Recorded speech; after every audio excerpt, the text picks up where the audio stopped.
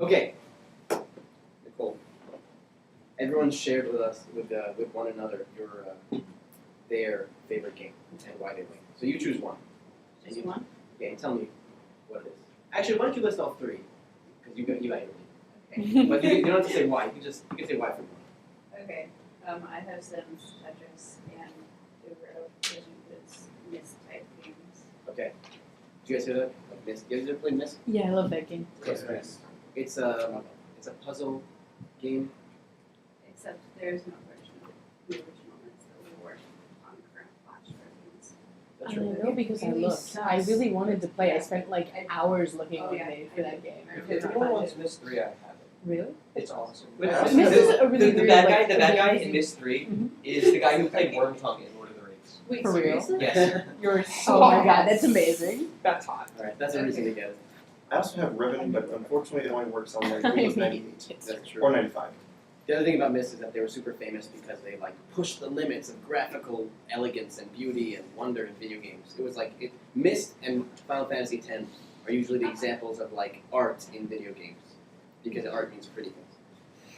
But those two games are really visually stunning. Anyway, My dad bought a new computer to be able to play it. So Did he? graphics were so hardcore. yeah, it's really stunning. Okay, tell us why you like one of these games. Well, I will say why I like Sims. That's the one I play regularly, Mhm. and it's because like I like the ability to create people and environments, and then have those things affected by the randomness in the game. And it's mostly a creative thing. I like to be able to create these things. And Sims is actually an interesting example because, Will Wright, that's the developer of The Sims, and he actually, we can debate and use words however we want, but he doesn't call The Sims a game. He actually calls it a toy. Because he probably goes by a kind of definition of games where a game is something that does have a goal and a challenge and an end, at least an end that we can decide upon in some reasonable fashion. Whereas The Sims is just endless. You just mess around, create people, see what happens to them. There's no time limit, there's no real challenge. You make up your own challenge, Yeah. right? So you consider it more like a toy. It's kind of cool. But it still falls in the realm of video games, no matter what you also call it. Okay, so I think what we're doing right now is we're just trying to get a sense of what are some criteria? If we wanted to just kind of generate a sense of what makes the video game medium unique from other things, or at least what characterizes it, what could we say about it? And I think that these were some of them. I think the fact that there's usually some sort of challenge in a video game, and even if it's in The Sims, it could be a challenge you create for yourself. That I want to have a family of, 3, and the daughter gets straight A's in school. I don't know. I would like to. But you can create your own challenge, and you usually you're only playing the game because you're playing the game, and in playing the game, you're working towards accomplishing that. And not that accomplishment has to be defining. And fun. I think games are usually pretty fun. We tend to enjoy them. They're usually separated from our work because they're fun. Games fun. Oh, no. Is that because it's so fun? Yeah, it's because it's so much fun. You have to burn the rope. I think that's pretty fun. So far, you have to burn the rope. Maybe it wasn't very difficult. You had to at least put some work into it. You had to, we might have some trouble. You have to. Rules. I think rules is very special. But rules is one that the game is not just some free space like entering some blank white void. The game is conditioned by a set of rules that define how you play, and maybe it doesn't define the way you can think about the game and how you can reflect on the experience and how you can feel. A lot of people may feel a lot of different things when they play a game. But at least insofar as the way the game is designed, there are usually rules. Can you break the rules in a video game?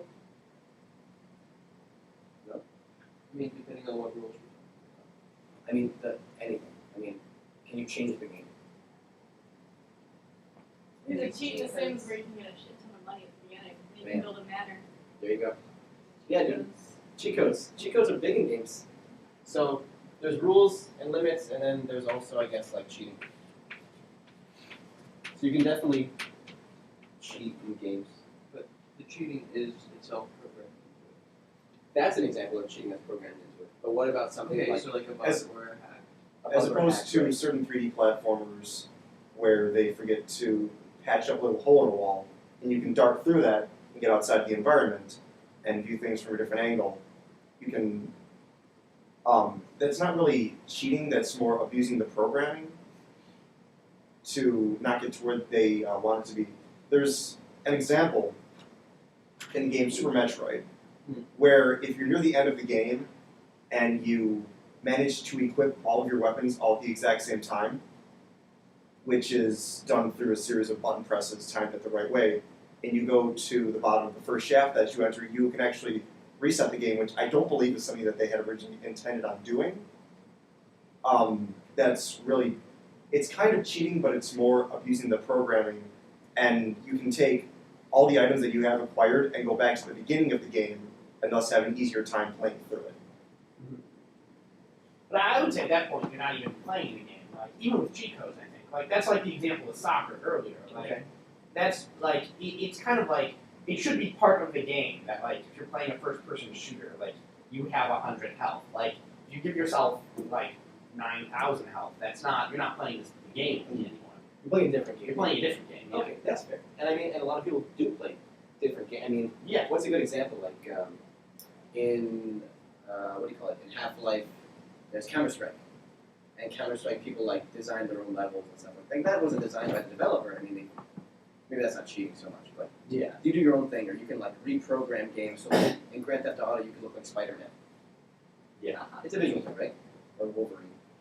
And those remind me of like things you can do in Star Trek where you write your own level, essentially, like Yeah. like online stuff like that. Where Yeah. You're sort of using their building blocks, but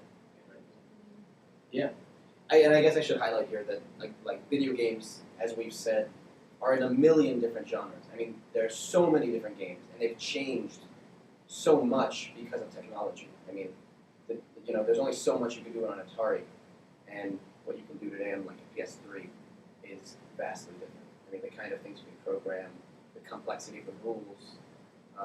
In Assassin's Creed, you can like climb on every little crevice of a building, stuff like that, right? You couldn't do that in the past. How much that changes like the core of a game, I don't know. But we see a lot of different kinds of games.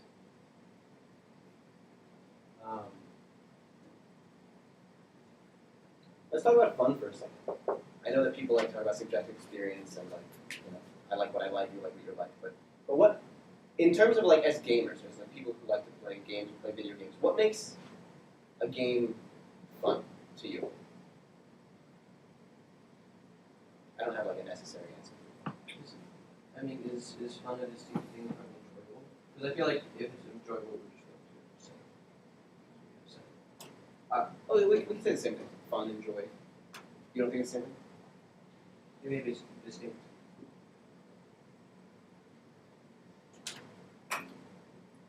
I mean, fun tends to be more gameplay mechanically oriented. As in, combat in this game is fun. It works well, it is smooth. Killing enemies is satisfying and visceral. Where enjoyment refers more to the things of war. Okay, that's fair. So then maybe we should talk about enjoyment. And I'm just talking about the pleasure you experience in playing a game. You know what I mean? No, that's fine. For me, a story, a good story is very. Okay. So aspects of fun would be like, okay, good story. That's cool. I'll buy that. What else? What about in terms of gameplay? What would make good gameplay? Or here's a more concrete example. When you play, you have to burn the rope, right? It's fun, but its fun comes more in the fact that it's kind of funny that it kind of challenges our normal conception of games. It was kind of ironical.